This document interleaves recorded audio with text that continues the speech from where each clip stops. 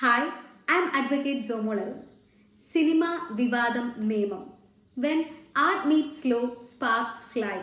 And in the middle of it all stands Shweta Menon, a powerhouse performer. A person who is now pulled into a legal firestorm. വളരെയധികം വിലയിരുത്തപ്പെട്ട വിശകലനം ചെയ്യപ്പെട്ട പ്രകടനങ്ങൾ, ചിരി പകർന്നിരുന്ന സിനിമകൾ, ഇതിനെല്ലാം പിന്നാലെ ഇതാ അശ്ലീലത, നിയമലംഘനങ്ങൾ തുടങ്ങിയ കുറ്റാരോപണങ്ങൾ. എന്താണ് ഇതിൻ്റെയെല്ലാം സത്യാവസ്ഥ? ഈ കേസിന്റെ നിയമവശങ്ങൾ എന്തെല്ലാമാണ്? ഇതെല്ലാം സത്യസന്ധമായ കുറ്റാരോപണമോ അതോ രാഷ്ട്രീയ കളിയോ? വസ്തുതകളും നിയമങ്ങളും ഒന്നിച്ച് വിലയിരുത്താം. ഇത്തരം വീഡിയോസിനായി please do like, share and subscribe. And today's our topic is when art meets the law. സംഭവങ്ങളുടെ ചുരുക്കം ഇത്രയാണ്. സാമൂഹ്യ പ്രവർത്തകനായ മാർട്ടിൻ മേനാച്ചേരിയുടെ പരാതിയാണ് തുടക്കം. നടി ശ്വേത മേനോൻ അശ്ലീല ചുവയുള്ള സിനിമകളിലൂടെയും പരസ്യങ്ങളിലൂടെയും സാമ്പത്തിക ലാഭത്തിനായി പ്രവർത്തിച്ചു എന്നാരോപിച്ചാണ് കേസ്. ഇവയിൽ രതിനിർവേദം, പാലേരി മാണിക്യം, കളിമണ്ണ് എന്നീ സിനിമകൾ ഉൾപ്പെടുന്നുണ്ട്. കോടതിയുടെ നിർദ്ദേശത്തെ തുടർന്ന് information technology act 2000 section 67A immoral traffic prevention ആക്ടിലെ സെക്ഷൻ 3ഉം 5ഉമാണ് എറണാകുളം പോലീസ് ചുമത്തിയിരിക്കുന്ന കുറ്റങ്ങൾ. As we all know, Shweta Menon AMMAയുടെ പ്രസിഡന്റ് സ്ഥാനത്തിനായി മത്സരിക്കുന്നതിനിടെയാണ് ഈ കേസുകൾ ഉയർന്നു വന്നിരിക്കുന്നത്. നിയമപരമായ പ്രതികരണങ്ങളിലേക്ക് നോക്കാം. പരാതിയിൽ പറയുന്ന സിനിമകളും പരസ്യങ്ങളും CBFC അംഗീകൃതമാണെന്നും, അതായത് central board of film certification അംഗീകൃതമാണെന്നും, വളരെ കാലം മുൻപേ ഇറങ്ങിയിട്ടുള്ളതാണെന്നും, പരാതി കപടമാണെന്നും അപഹാസ്യമാണെന്നുമാണ് ശ്വേത മേനോന്റെ വാദങ്ങൾ. ഈ വാദങ്ങളെ മുൻനിർത്തിക്കൊണ്ടും കേരള ഹൈക്കോടതിയുടെ ഇടക്കാല ഉത്തരവ് പ്രകാരം പ്രൊസീജിയറൽ ലാപ്സസ് കാണിച്ചുകൊണ്ട് ഈ കേസ് സെപ്റ്റംബർ 23 വരെ താൽക്കാലികമായി സ്റ്റേ ചെയ്തിട്ടുള്ളതാണ്. അതുപോലെ തന്നെ CRPC സെക്ഷൻ 175 പ്രകാരം ഒരു കേസ് രജിസ്റ്റർ ചെയ്യുന്നതിന് മുൻപേ പോലീസ് അന്വേഷണം നടത്തണം എന്നുള്ള കാര്യവും കോടതി ഓർമ്മിപ്പിക്കുകയുണ്ടായി. ഈ വിഷയത്തിലെ പ്രധാനപ്പെട്ട നിയമങ്ങൾ ഏതെല്ലാമാണെന്ന് നോക്കിയാലോ?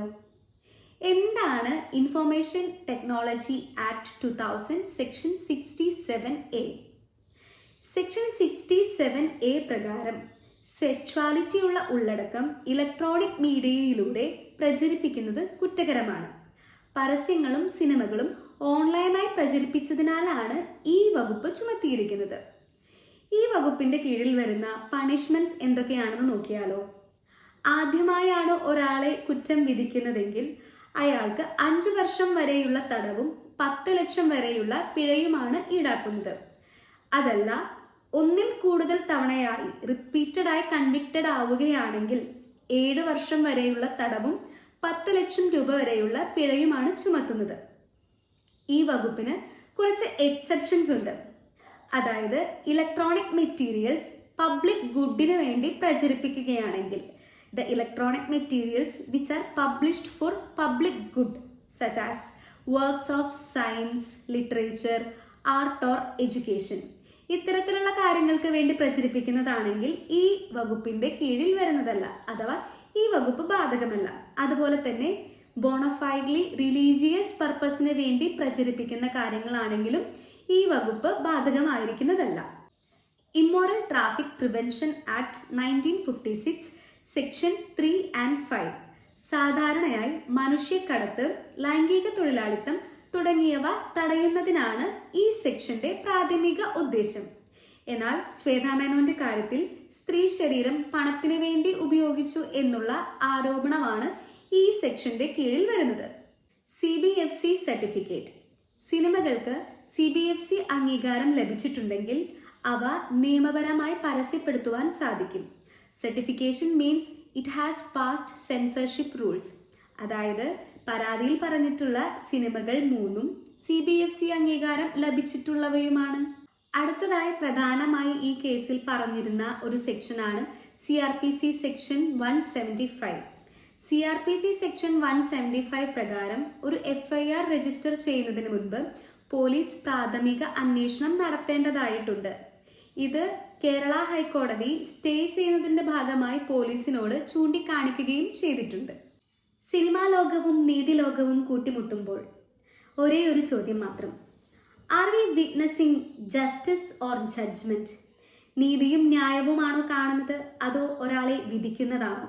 ഈ വീഡിയോയുടെ അവസാനത്തിലേക്ക് വരുമ്പോൾ ഒരു കാര്യം പറഞ്ഞുകൊള്ളട്ടെ. It's all about where we draw the line between art and obscenity, expression and exploitation, law and leverage. അറിയുക, വിലയിരുത്തുക, and always ask who gets to decide what's too much and why. Thank you for watching.